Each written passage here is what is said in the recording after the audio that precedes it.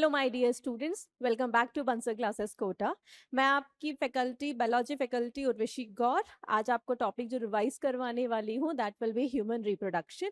इसके हम कुछ इंपॉर्टेंट क्वेश्चन सॉल्व करने वाले हैं एंड मैं सबसे पहले आप सबका स्वागत करूंगी। और हाँ, याद रखें कि अगर आप चाहते हैं कि रेगुलर ऐसे ही क्वेश्चंस हम आपको यहाँ सॉल्व करवाते रहें तो उसके लिए आपको सबसे पहले चैनल को सब्सक्राइब करना है, दैट इज बंसल नीट, और नोटिफिकेशन ऑन करना है ताकि समय पे आपको नोटिफाई हो पाए जब भी हमारा क्वेश्चन रिलेटेड या ये जो रिवीजन सीरीज चल रही है उससे रिलेटेड लेक्चर आपको यहाँ पे मिल पाए।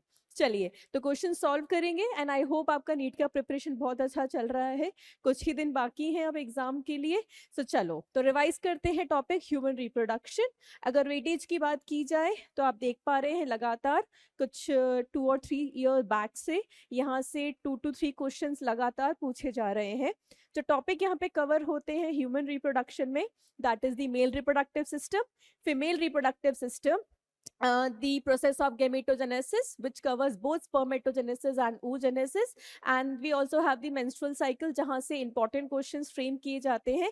साथ ही साथ यहाँ पे जो लास्ट में टॉपिक है that is related to the fertilization implantation, वहाँ से भी important questions frame होते हैं। चलिए सो टॉपिक को स्टार्ट करते हैं। जैसे कि मैंने आपको बोला मैं कुछ क्वेश्चंस यहाँ पे आपको सॉल्व करवाने वाली हूँ।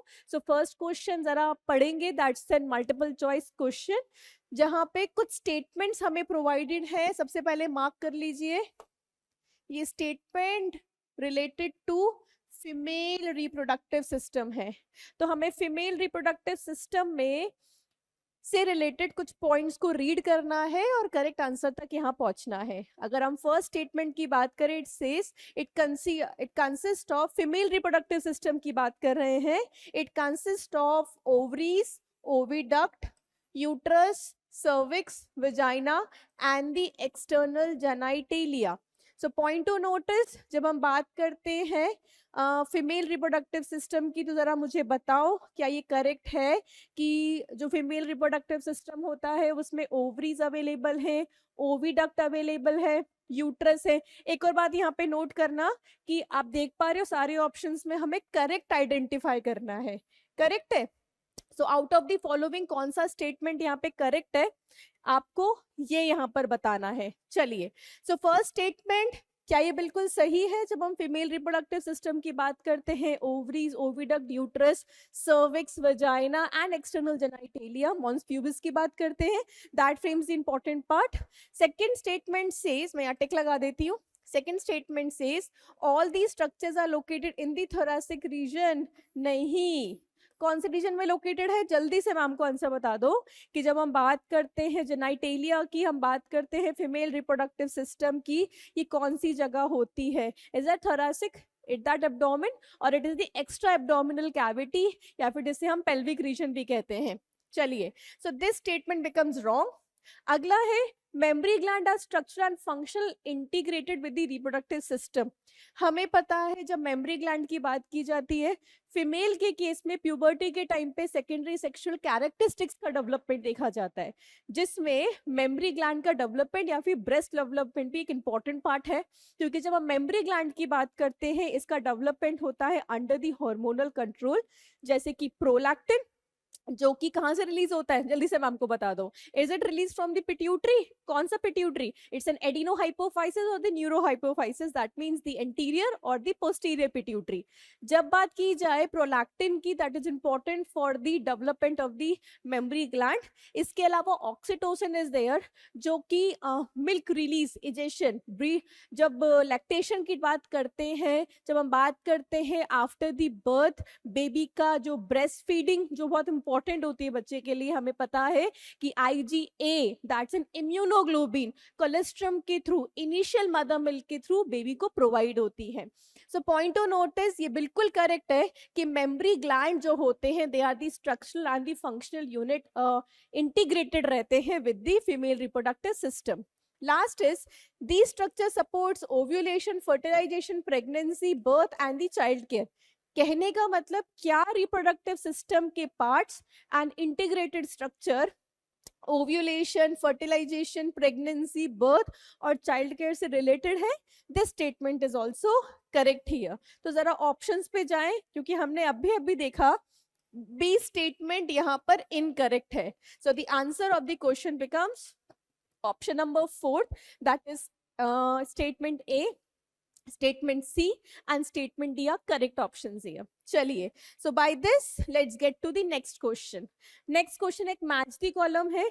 जैसे मैंने आपको हमेशा बोला है कि मैच दी कॉलम छोड़कर नहीं आना है।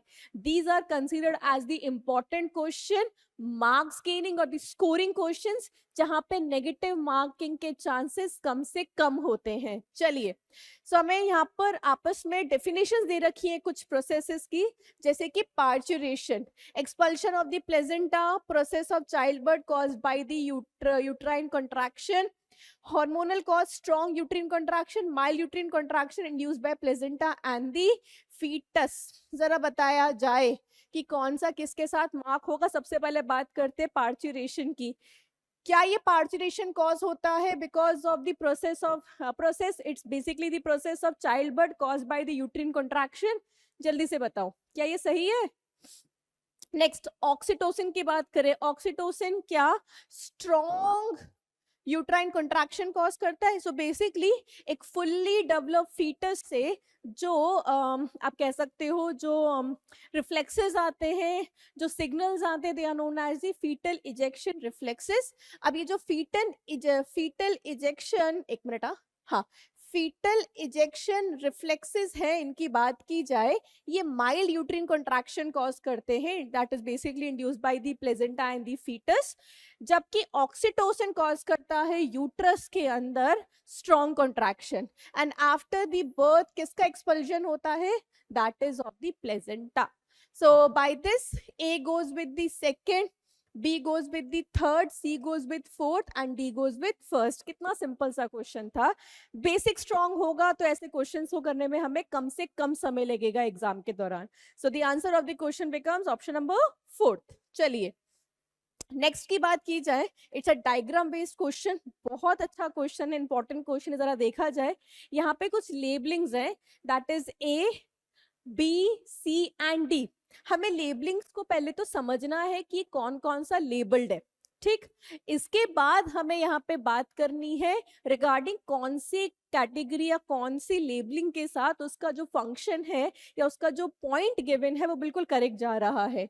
सो एक ऑप्शन, हमें एक डायग्राम गिवन है, that is of the early stage implanted embryo, जहां पे बोला गया है सपोज जो स्ट्रक्चर ए है, कौन सा स्ट्रक्चर ए है, fails to properly form and branch during the early gestation period, which of the following physical consequences is most likely to occur in C and D। तो बोला गया है कि ए में ऐसा क्या गड़बड़, अगर ए ढंग से फॉर्म नहीं हो, व्हाट इज ए हियर, जल्दी से मैम को बताओ। अगर ए सही से फॉर्म ना हो, इसकी वजह से सी और डी में क्या देखा जाता है। तो option is structure D fails to establish efficient fetal circulation and C shows restricted growth due to, ये C के बारे में बात कर रहे हैं तो सबसे पहले तो इसी की मार्किंग कर लेते हैं। हम यहाँ पे बात कर रहे हैं फीटस के बारे में, करेक्ट है। चलो देन अगर बात की जाए यहाँ पर, okay, structure D compensate by producing hormones, like structure D कुछ हार्मोन प्रोड्यूस करता है, like the progesterone, while C undergo rapid organogenesis। Structure A is not needed in the early pregnancy, B supplies the full nutrition to C, and C independently regulate maternal blood flow, and D will hypertrophy is in response।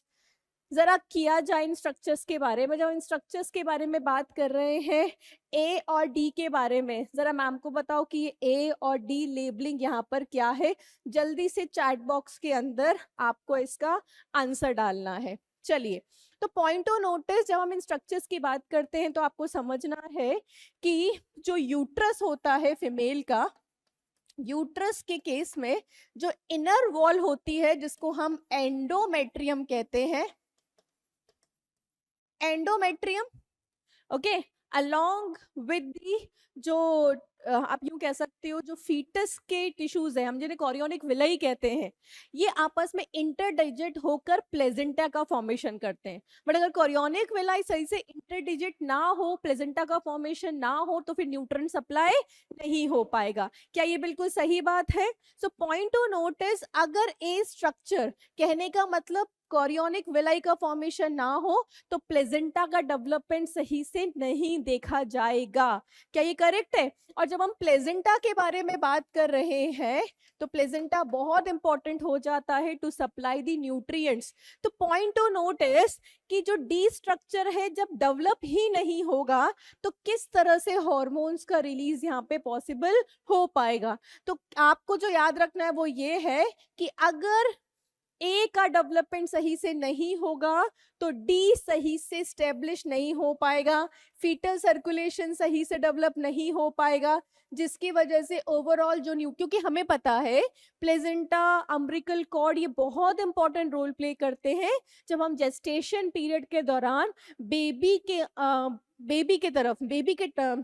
Mother और baby के body को link, foetus की body को link करने की बात करते हैं, क्योंकि जो एक्सचेंज ऑफ गैसेस है, जो न्यूट्रिएंट सप्लाई है, जो वेस्ट का रिमूवल है, वो इन्हीं स्ट्रक्चर्स की वजह से होने वाला है। सो बहुत अच्छा क्वेश्चन है जिसके लिए आपको पहले डायग्राम क्लियर होना चाहिए, स्ट्रक्चर्स के बारे में पता होना चाहिए, जिसकी वजह से आप सही स्टेटमेंट पर पहुंच पाओगे। सो इस क्वेश्चन का आंसर क्या हो जाएगा? Option number first. Next statements given है, the penis is made of special tissues that enables its erection during the insemination। क्या ये स्टेटमेंट बिल्कुल सही है कि जब हम बात करते हैं यहाँ पर पीनस के बारे में, यहाँ पे स्पेशल इरेक्टाइल टिश्यूज मिलते हैं जिनका काम है during the insemination process penis को इरेक्ट करने का। Next is penis contain erectile tissue that facilitate the transfer of the sperm in the female body। जैसे मैंने आपको बताया कि erectile tissues की मदद की वजह से ही फीमेल की बॉडी में insemination possible हो पाता है। So by this, as we can see, both the statements here are correct regarding the inseminating structure, that is penis, in the female body। Okay, चलिए, so this was about the questions regarding the human reproduction। इसी तरह हमसे जुड़े रहिए। मैं फिर बोलूंगी कि प्लीज रेगुलर जो है चैट बॉक्स के थ्रू हमसे बात कीजिए। कोई भी क्वेश्चन है जहां पे आपको डिफिकल्टी महसूस हो रही है, आप उसका फोटो क्लिक कर डाल सकते हैं, आप कनेक्ट कर सकते हैं। आप चाहते हैं मैं कोई टॉपिक एक्सप्लेन करूं तो प्लीज मुझे जरूर चैट बॉक्स में पढ़ाइए। तो ठीक है, अगली क्लास में मिलते हैं with the topic that is reproductive health, उससे रिलेटेड कुछ क्वेश्चंस। तब तक के लिए all the best for your preparation.